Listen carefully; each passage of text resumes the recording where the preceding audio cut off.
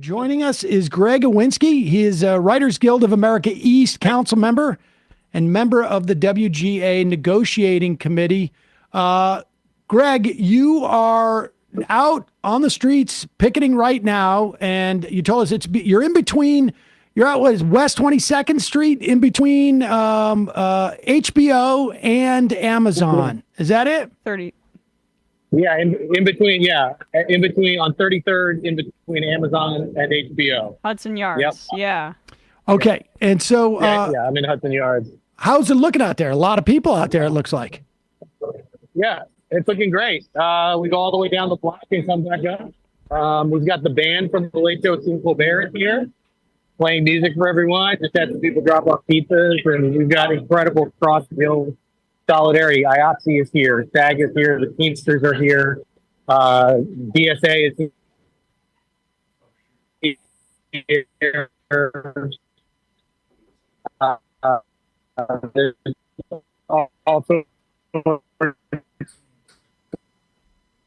we're losing you a little bit, Greg. so sorry. Take a step back to where you were before. Oh, well. I think a lot of people. Okay. All right, you're good. You're good now. So sorry. No That's worries. okay. Am I good? Okay. Yeah, you're good now. That's Okay. a perfect place to stay. Don't move.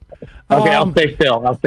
All right. So give us a sense of like what now. I know you were a writer for Colbert's show and for John Oliver's show. Yeah. And then who was Amani Jones?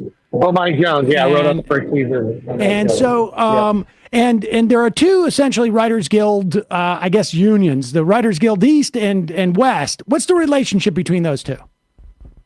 Right now, I think it's stronger than it's ever been. I think that most late night writers are out in the East. It's literally based on where you geographically start your career. If you're East or West, your first job's in New York, you're in East. Your first job's in LA, you're in West. But most late night writers are in the East because the shows are in the East.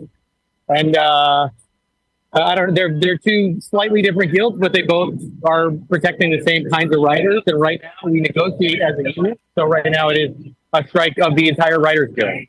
And so, what? Give us a sense of what the major issues are. I mean, we've talked about it a little bit. A big part of this is the changes that have taken place since 2000, the 2008, 2009 strike, and particularly in sort of like the gigafication of a writer's job. Tell us about that.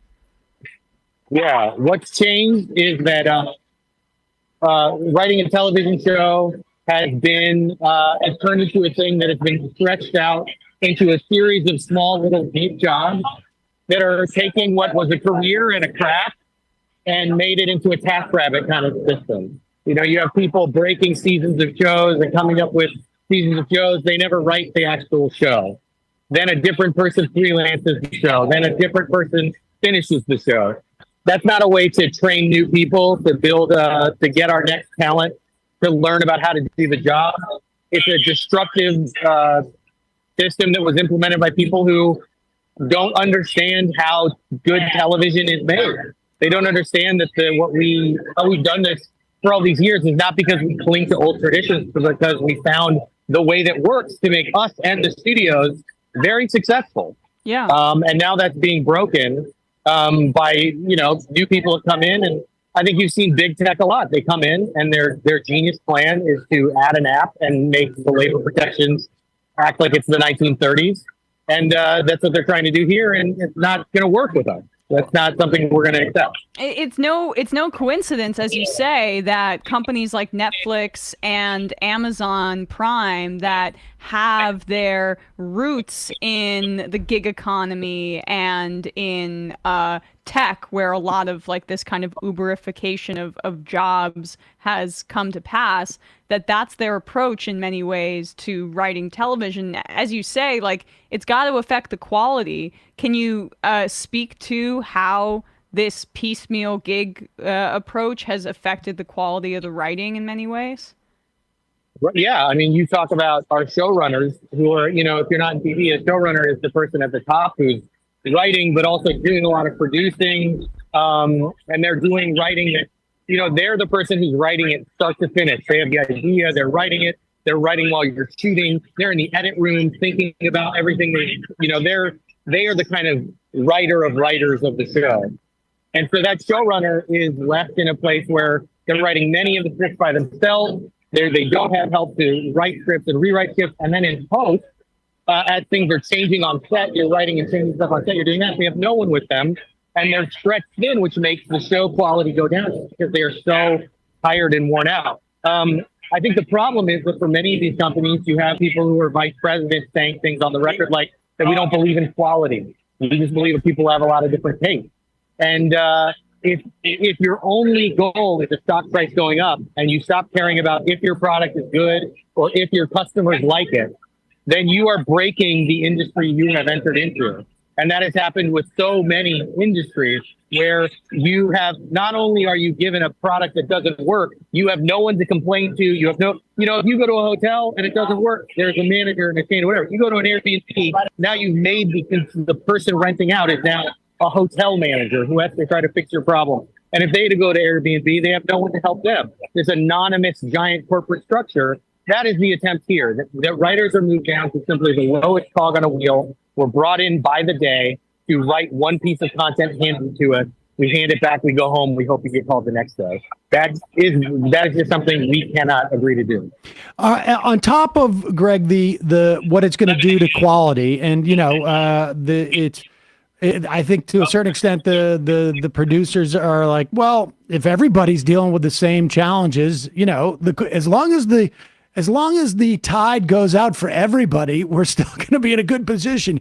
But what about from the worker's from the perspective as a writer, as a worker? Like, I mean, it's pretty clear to me, having had some experience in that industry, that if you don't have people who are engaged in the writing of this material on an ongoing, daily, long-term basis, that the quality is going to diminish. I mean, that's quite obvious to me. But from the perspective of like having to work as a writer, what does it do in terms of your ability to have some semblance? I mean, it's not a business where you have a tremendous amount of job security to begin with, but this seems to me to make it completely insecure. It diminishes your ability to count on things, to have a family, to do whatever it is that you're going to do. Talk a little bit about that. Yeah, I mean, it absolutely does. Look, I work in late night, and I got my first late night job the same week that my wife told me she was pregnant with our first kid. And so I needed security. And in late night, you have 13-week cycles. You're hired 3 months essentially at a time. Then you see if you come back. That's our job security. And the response from the studios in this night negotiation was, what if you had a day rate? And I can't get an apartment in New York on a day rate. I can't put my kid in school on a day rate. I can't make sure my family is going to be secure on a day rate. That's not real. That's just not that's not a career. That is a gig economy. But also, running a late night show with new people hired every day is like hiring an NBA team where there's new players every day. You just pick random guys, hire them for the day. There's no chemistry. There's no relationship to the work. There's no getting to know the character. The lessons that you learn making a show, those are so valuable to that show. You think about and there's examples of like Parks and Rec. Season 1 is not like the other seasons. All these shows where they adjust, they grow, the people learn, the people making the show learn how they want to make it better. As we stretch this out into a little gig thing, there is none of that communal knowledge. There's no built up wisdom. None of that happens.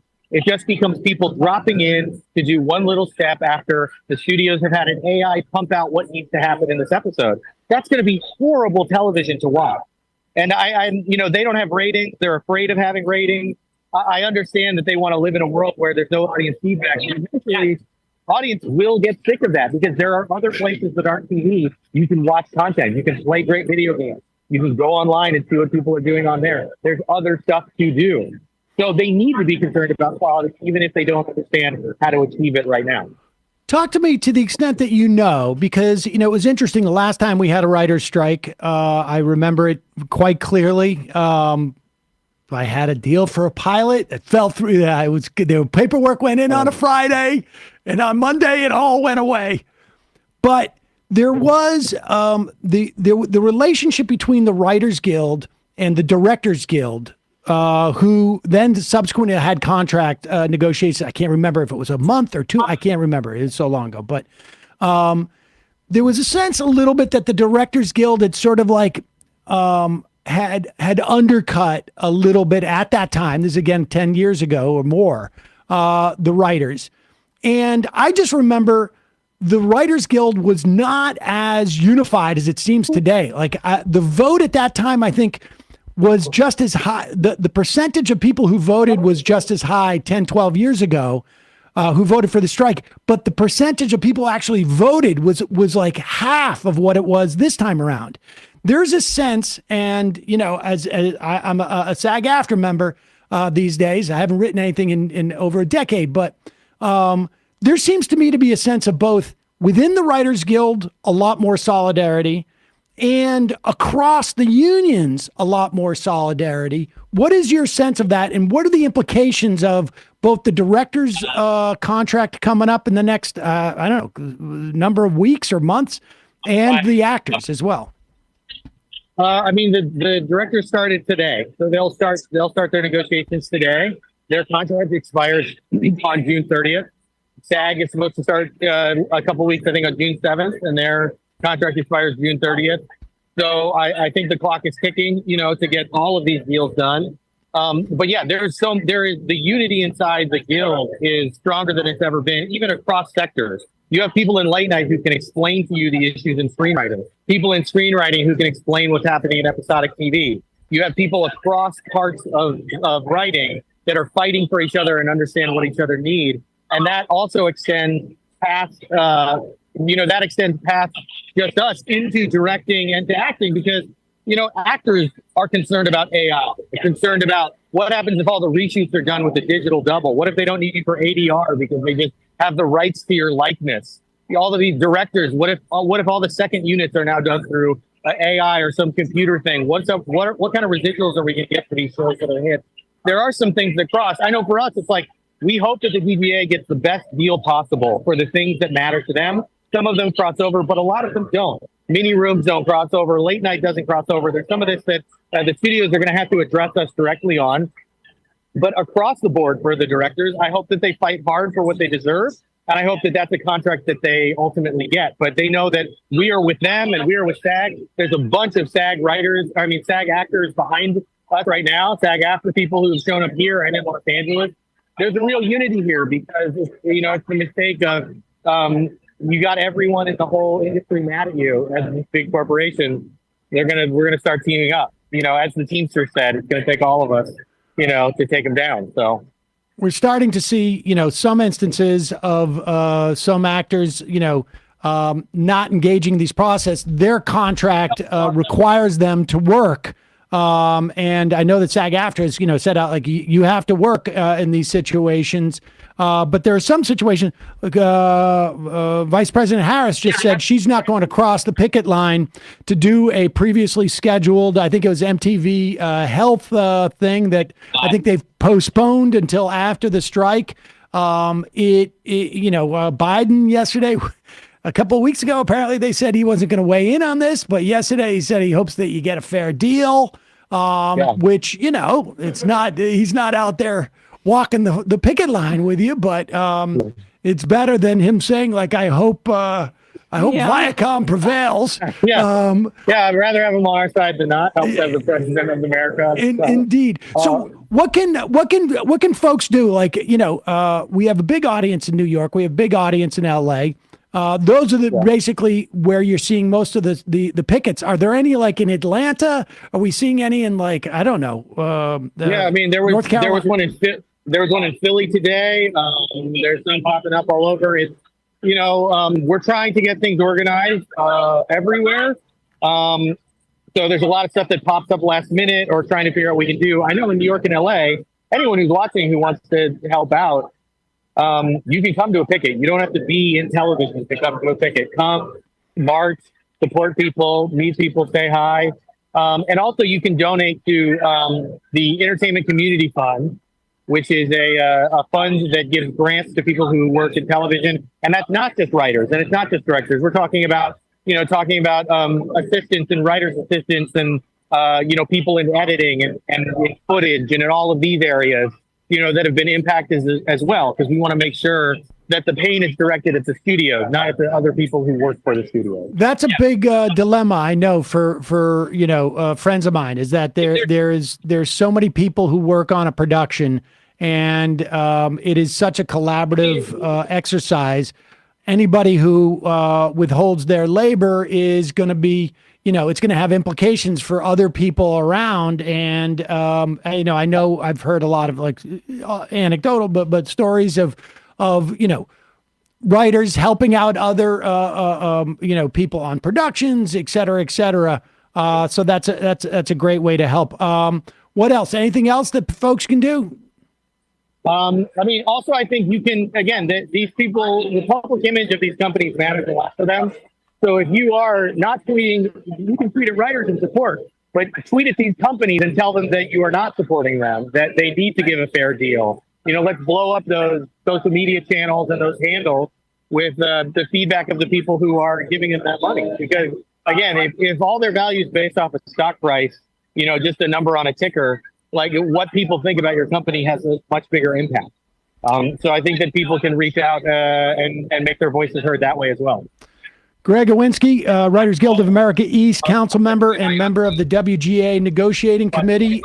Thanks so much for joining us. Good luck, and hopefully I'll see you out there shortly. Thank you. See you soon.